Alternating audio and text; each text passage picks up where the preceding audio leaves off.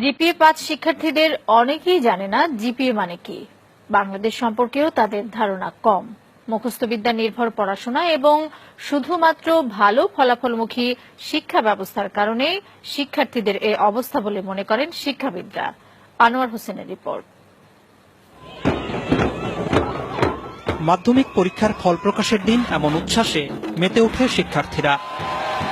ভালো ফলের সর্বোচ্চ মাপকাঠি জিপিএ-5 যারা পায় তাদের আনন্দ সীমা ছাড়ায়। প্রশ্ন উঠেছে বছর বছর পাশের হার আর জিপিএ-5-এর সংখ্যা বাড়লেও শিক্ষার মান বাড়ছে কিনা। এর জবাব খুঁজতে আমরা কথা বলি এবার এসএসসিতে পাশ করা কয়েকজন শিক্ষার্থীর সঙ্গে, যাদের মধ্যে 6 জন জিপিএ-5 পেয়েছে। তাদেরকে আমরা কিছু প্রশ্ন করি। জিপিএ এটার পূর্ণাঙ্গ রূপ কি? জানি না, এখন মনে পড়ছে না। GPA grating point. এসএসসি এটার পূর্ণাঙ্গ রূপ কি? এখন আমার মনে পড়তেছে না। Junior school certificate. School secondary certificate. আমি জিপিএ-5 পেয়েছি, ইংরেজিতে কি হবে? I am GPA 5. I give a GPA 5. I get GPA 5. I will. মোট 13 জনকে প্রশ্নগুলো করা হয়েছিল, কিন্তু কেউই সঠিক জবাব দিতে পারেনি। এসব শিক্ষার্থীর কাছে এরপর করা হয় সাধারণ জ্ঞান এবং বিজ্ঞান বিষয়ে কিছু প্রশ্ন। পাঠ্য বইতে বিভিন্ন সময় পড়লেও খুব কম প্রশ্নেরই সঠিক উত্তর দিতে পারে তারা। শহীদ মিনার কোথায়? সরি, জানি না। অপারেশন সার্চলাইট এটা কি? অপারেশন সার্চলাইট জানি না। অপারেশন করার সময় যে লাইটটা জ্বালায় ওইটা হয়তো জানি, কিন্তু তার বেশি কিছু জানি না। 25শে মার্চ কাল রাতে পাকিস্তানি হানাদার বাহিনী যে প্ল্যানিং করে আমাদের দেশে হঠাৎ আক্রমণ করে, ওইটাকে অপারেশন সার্চলাইট বলা হয়। শহীদ বুদ্ধিজীবী দিবস কবে? শহীদ বুদ্ধি দিবস জানি না। 17 আগস্ট। 10 ডিসেম্বর। আন্তর্জাতিক মাতৃভাষা দিবস কবে? জানি না। স্বাধীনতা দিবস কত তারিখে? স্বাধীনতা দিবস 16 ডিসেম্বর। বিজয় দিবস কবে? বিজয় দিবস হচ্ছে 26শে ডিসেম্বর। জাতীয় স্মৃতিসৌধ কোথায়? জাতীয় স্মৃতিসৌধ হচ্ছে পাই না। রণসঙ্গীত কে রচনা করেছে? পারি না। রবীন্দ্রনাথ ঠাকুর। বাংলাদেশের জাতীয় সঙ্গীতের রচয়িতা কে? কাজী নজরুল ইসলাম। মাউন্ট এভারেস্ট কোথায়? ইংল্যান্ড। তুমি সায়েন্সে পড়েছ। পিথাগোরাস কে? একজন ঔপন্যাসিক। নিউটন কোন তত্ত্বের জন্য বিখ্যাত? জানি না। আইনস্টাইনের কোন তত্ত্ব কি তোমাদের পড়িয়েছে? আইনস্টাইন না, নিউটনের পড়ছি, কিন্তু আইনস্টাইনের পড়ি নাই। নিউটনের তত্ত্বটা কি, নাম কি?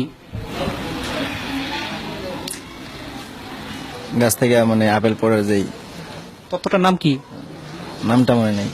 বাংলাদেশের বর্তমান রাষ্ট্রপতির নাম কি? বাংলাদেশের বর্তমান রাষ্ট্রপতির নাম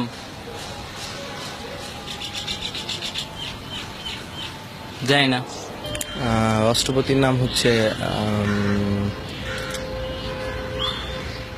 মুক্তিযুদ্ধের সময় বাংলাদেশকে কয়টি সেক্টরে ভাগ করা হয়েছিল? 9টি। নেপালের রাজধানী কোথায়? নেপসুন। কিন্তু কম্পিউটার ব্যবহার করো।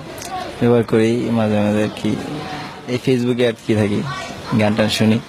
হার্ডওয়্যার এবং সফটওয়্যার এটার মানে বুঝো? জানি না। তোমরা কি পাঠ্য বইয়ের বাইরে কোনো বই পড়ো? এমনি মানে গল্পের বই পড়ি। কার গল্প? রবীন্দ্রনাথ ঠাকুরের গল্পের বই পড়ি। রবীন্দ্রনাথ ঠাকুরের একটা গল্পের নাম বলো তো। শিক্ষাবিদরা বলছেন জিপিএ-5 পেয়ে ভালো শিক্ষার্থীর তকমা নিলেও জ্ঞান অর্জনের দিক থেকে পিছিয়ে আছে তারা। আমরা দেখি বিশ্ববিদ্যালয়ে ভর্তি পরীক্ষায় জিপিএ-5 তারা পাস পর্যন্ত করতে পারে না। তার মানে যারা জিপিএ-5 পেয়েছে তারা যেটা শেখার কথা সেটা শিখে নাই। তার মানে হচ্ছে কি এই জিপিএ-5টা সত্যিকার জিপিএ-5 না, তাদের হাতে জিপিএ-5টা তুলে দেওয়া হচ্ছে। এখন শিক্ষার গুণগত মানটা যদি বাড়ানো না হয়, তাহলে শুধুমাত্র সংখ্যা দিয়ে আসলে কোনো লাভ হবে না। এদিকে শিক্ষার্থীরাই জানালো কেন তারা এসব প্রশ্নের উত্তর দিতে পারছে না। প্রথম কথা হলো আমি সংবাদ বেশি দেখি না, নিউজ পেপার পড়ি না। পাঠ্য বইয়ে যে সিলেবাসটা দেওয়া আছে ওই সিলেবাসের মধ্যেই সবসময় সীমাবদ্ধ থাকো। ওগুলো সায়েন্সের সাবজেক্টগুলো একটু বাইরে পড়ি, কিন্তু এই বাংলা সমাজ এগুলো নিয়ে আমার বেশি ঘাটতে আর কি, বেশি পড়ি না। তবে শিক্ষাবিদরা মনে করেন দেশের সাহিত্য ইতিহাস সম্পর্কেও জ্ঞান থাকতে হবে শিক্ষার্থীদের। বিজ্ঞান, বাণিজ্য, মানবিক বিভাগের মধ্যে তো আলাদা করা যাবে না। এটা এই দেশের যদি নাগরিক হিসাবে তারা বড় হয়, তাহলে তো এগুলো জানতে হবে।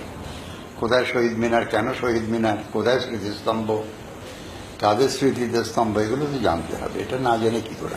তারা বলছে তাদের বাংলা সাহিত্যের ব্যাপারে, ইতিহাসের ব্যাপারে আগ্রহ নেই। মানে এইটা আসলে তাহলে মানে তারা কি পূর্ণাঙ্গ শিক্ষা পাচ্ছে? না, একেবারেই না, একেবারেই না। শিক্ষা সংশ্লিষ্টরা বলছেন, শিক্ষার্থীরা মুখস্থ বিদ্যা নির্ভর হয়ে যাওয়ায় তাদের এমন দশা।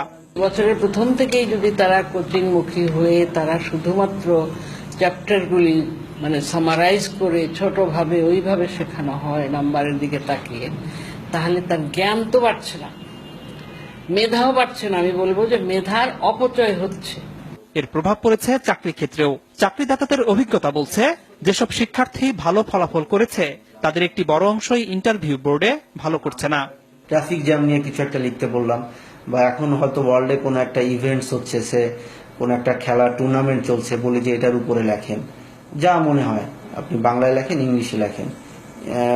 উদ্দেশ্যটা থাকে হচ্ছে তার সেন্টেন্স মেকিংটা দেখা, থিঙ্কিং প্রসেসটা কি এটা জাজ করা, অ্যাটিটিউডটা দেখা। ফলাফলটা ভালো আসে না। জেনারেল নলেজটা ডেটোরিয়েট করেছে এবং কমিউনিকেশন স্কিলে ডেটোরিয়েট করেছে, বোথ রাইটিং স্কিল এবং ভার্বাল স্কিলটাতে। এমন বাস্তবতায় শিক্ষার্থীদের গুণগত মান নিশ্চিত করতে তারা যেন মুখস্থের পরিবর্তে পাঠ্য বই আগাগোড়া পড়তে এবং পাঠ্য বইয়ের বাইরেও বই পড়তে উৎসাহিত হয়, সে ব্যাপারে অভিভাবক এবং শিক্ষকদের জোরালো ভূমিকা রাখার আহ্বান শিক্ষাবিদদের। আনোয়ার হোসেন, মাছরাঙা সংবাদ, ঢাকা।